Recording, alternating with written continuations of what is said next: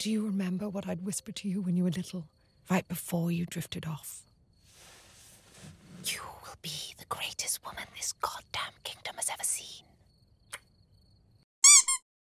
What's good, people? Agent Juice reporting for duty. So, Season 3 of Disenchantment has finally released. When it first came out, it was my favorite thing in the whole wide world. I instantaneously fell in love with the story when I binge watched the first season. I remember it so fondly that I literally watched that first season like 5 times in a row with 5 different people just so I could have an excuse to continue watching it. It was my jam. Season 2 came along, and I even made a video about that and my thoughts as the show evolved. But now that Season 3 has come out, has my feelings changed on the subject? Well, let us buckle into our favorite castle in Dreamland. Let us pal around with our demon friend and our elf friend. Unless you're the elf or the demon, in which case you pal around with a princess as well. Let's go ahead and go on a magical misadventure by smashing that like button, sharing the video, whatever platform you may be on when you're watching this, and let's get on with my thoughts on Disenchantment. Alrighty, so, usually this is the part of the story where I explain the speed paint that I'm doing, but before I can get into that, I actually have to get into talking about the show, because the speed paint kind of has to do with more of my feelings about the show than anything else. As I explained during the beginning of this video, when Disenchantment first came out, I was in love with it. And I think the reason why is, I even said this in my Season 2 video, that Disenchantment at that time represented a show that I wanted to make. It was important to me because it was something that I wanted to see out there. Specifically, an adult animated comedy with a recurring story, like an overarching story in a fantasy setting. Like those very specific points, it encapsulated all of them, and it seemed like it was going to be one of those things. So I really became vested in Disenchantment, and not only it as a story, but it as a cartoon being successful in the world. To kind of get to the main points, just to let you know, there will be spoilers for Season 3.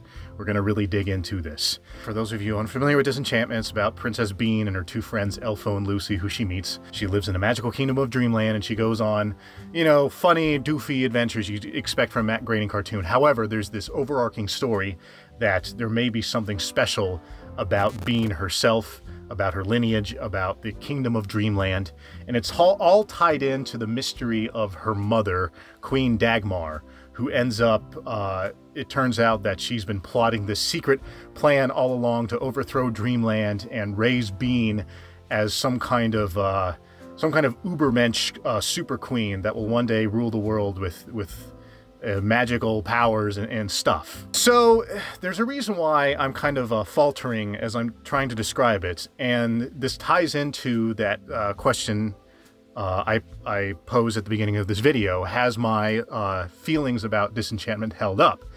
And unfortunately, the answer is no. I am not as in love with it as I used to be, and that is kind of a tragedy. Now, I do not hate Disenchantment. There's still a lot that I really love. There's still a lot that I'm kind of attached to, and I will fully admit that I have a bias toward the show because I had such a strong initial love for it, and I think the reason why is because I love the idea of Disenchantment more than I love the show itself. What do I mean by that? Well, now it's time to actually talk about the speed paint. I love the idea of what Disenchantment could have been if they did things differently. This picture I'm drawing is kind of what I hoped to see in Disenchantment, and what I kind of want to see, what I really love to see is them really dig into Bean's like supposed destiny as some kind of a super queen or whatever, because Dagmar, her whole plan involved birthing like this perfect child that has both the lineage of where Dagmar comes from, which is Meru, which is like this freaky deaky magic cult place, and King Zog's side of the family, which has control of Dreamland, and are like Zog himself is like this warrior king So it seems to be that Dagmar's doing some kind of eugenics program, basically, and it all culminates with Bean, because in season 2, at the very beginning, there's this whole hubbub about Bean being the supposed chosen super queen. There's even a portrait of her drawn that, like, you know, that foretold one day she will be this ubermensch queen. So this whole eugenics gobbledygook that Dagmar's hooking up with Bean kind of reminds me basically of Daenerys Targaryen from Song of Ice and Fire, or more popularly known as the TV show of Game of Thrones. It's very, very, very obvious that Disenchantment rips off a lot of, or pays homage, we should say, to Game of Thrones. I mean, Bean is this pale-faced, white-haired character, much like a Targaryen, much like Daenerys, who's part of a great lineage that gives her mysterious power, just like Daenerys. And she's destined to become like this super queen, just like Daenerys. There's a lot of similarity. Their point is, this picture I'm drawing is usually I do like a direct homage to a crossover or a parody. Originally, I was going to draw Bean a lot more looking like Daenerys after she, you know, genocided King's Landing, this time I was kind of doing like a what if. Like, wouldn't it be great if I just got Mad Queen Bean? That would be just so great, because like Daenerys, there's a whole thing about, there's a worry that Bean's family heritage on her mom's side specifically has a problem with madness, where everyone in their family goes crazy. And it's kind of ironic, because she basically comes from a lineage of craziness, because, you know, on her mom's side, they're all genocidal maniacs, and on her dad's side, they're all, you know, rage maniacs. So it's like madness is kind of an inevitability in her future. So I kind of wish they would just like go for it, kind of like they didn't do in Game of Thrones. Here I go, season 8. We've all heard this. But you know what? That all ties in very interestingly to kind of the point of my thoughts on Disenchantment. It feels like wasted potential. Now, they do have one season left. Disenchantment has a season 4, but they're basically, if they're going to do it like they've been doing the past 3 seasons, they have 10 episodes to tie up a lot of loose ends, because they in this new season they introduced all kinds of new stuff and old plots that weren't really being put together properly. Just to give a couple of examples, when we left season 2, Bean ran away from her mother because her mother was trying to bolt the crown on her head. They did that middle thing where they drop everything, and at the very end of season 2, her mom comes back. It's like, surprise, darling, I've been here the whole time. So season 3 begins with her with her mom, and once again, they're going to try to like get buddy together again. But once again, Dagmar has ulterior motives that she's not telling Bean. So once again, Bean runs away and leaves her mom behind, and that thread is dropped.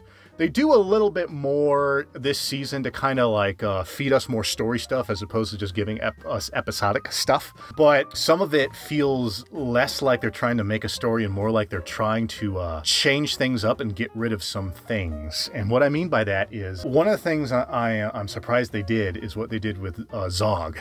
Because Zog at the beginning is betrayed by his counselors and is buried alive, and the trauma of being buried alive and like pulled down into the underground where Bean is kind of like makes him go crazy. He goes mad, right?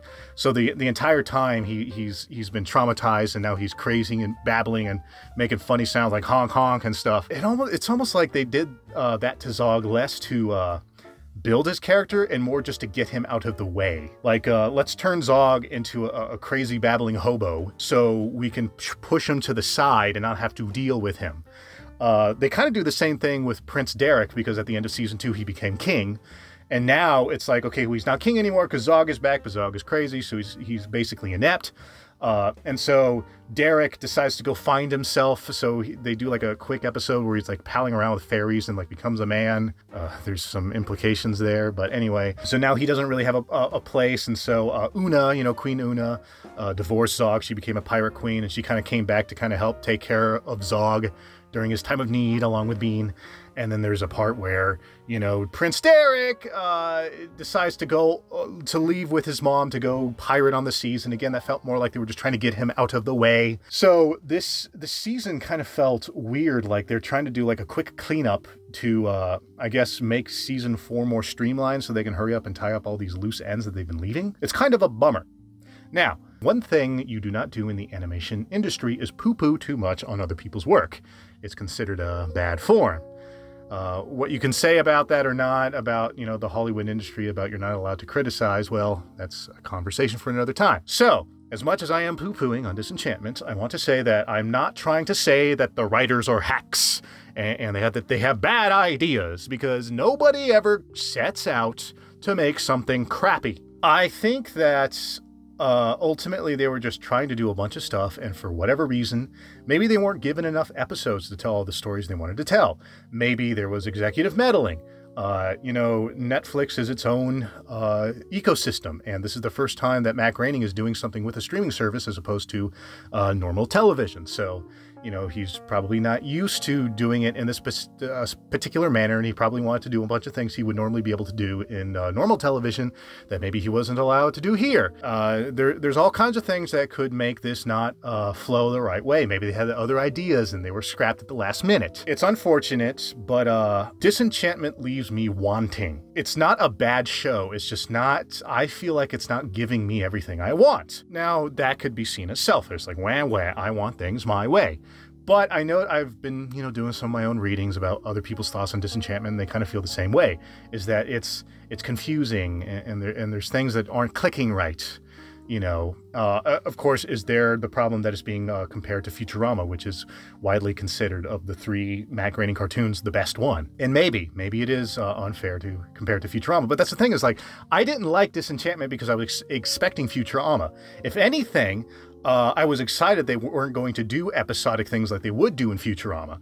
Like I said, at the end of season 1, it was, you know, they opened up this whole lore, and I was just like, ooh, you know, that's a new thing for a Matt Groening cartoon. Matt Groening cartoons don't do heavy lore, and I was really interested in that, and I just didn't get enough of it.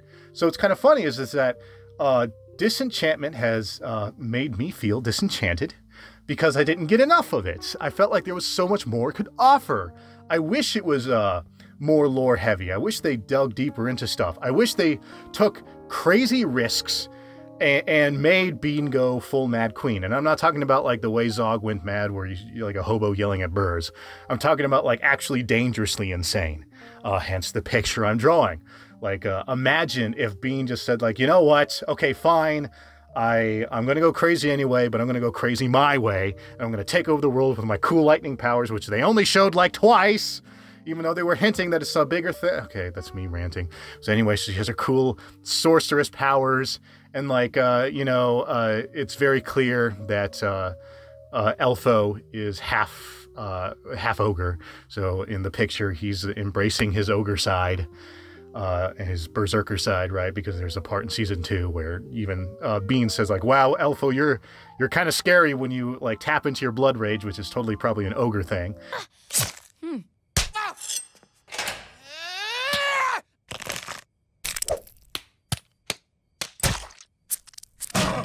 I'll be okay. I just need to lie down for a while. Whoa, Elfo. You're kind of scary when you're in a blood rage. Let's get out of here. Not without the goddamn berries. And then, of course, Lucy gets demon powers back so he can turn into a big demon. So that's the picture. The picture is what could have been. To wrap all of this up, Disenchantment has me wanting. It has 1 season left, unless it's given more for reasons. But as of right now, it has 1 planned season left. They're going to have to do a lot of cleanup in about, 10 episodes. But I'm going to watch it because I want to see how this ends, and I had a vested interest. And if by some magical way they make this last season mind-blowing and it makes up for all the confusion that has been happening, then I'm down for it. I want this show to be good. I want to love it again like I did. And again, that could be selfish because I want it to be a certain way, and maybe the writers didn't want it that way. I just hope that I enjoy it in the end, but only time will tell in the meantime. So with all that said, let's go ahead and wrap up this rant. All right, people, you know what to do. If you like what you see and you want to see more, go ahead and tickle the buttons, whatever platform you may be watching this on. You know, subscribe to me. You know, hit the notification bell if there is one. If you're watching this on minds.com, of course, do the remind thing. Go ahead and subscribe. Share this video far and wide to all the people that you want to see it, and go ahead and comment down below. And of course, if you wish to stalk me elsewhere on the internet, here are my links here. These are my mainstream links. And of course, pay special attention to minds.com, unless you're watching this on minds.com, in which case, congratulations. Way to you know, help out alternative social media, because we definitely need it in this time in our world. So anyway, with all that said, I thank you for spending this time with me. I hope you all stick around, and until next time, dibbledy-dabbledy-doo, sales.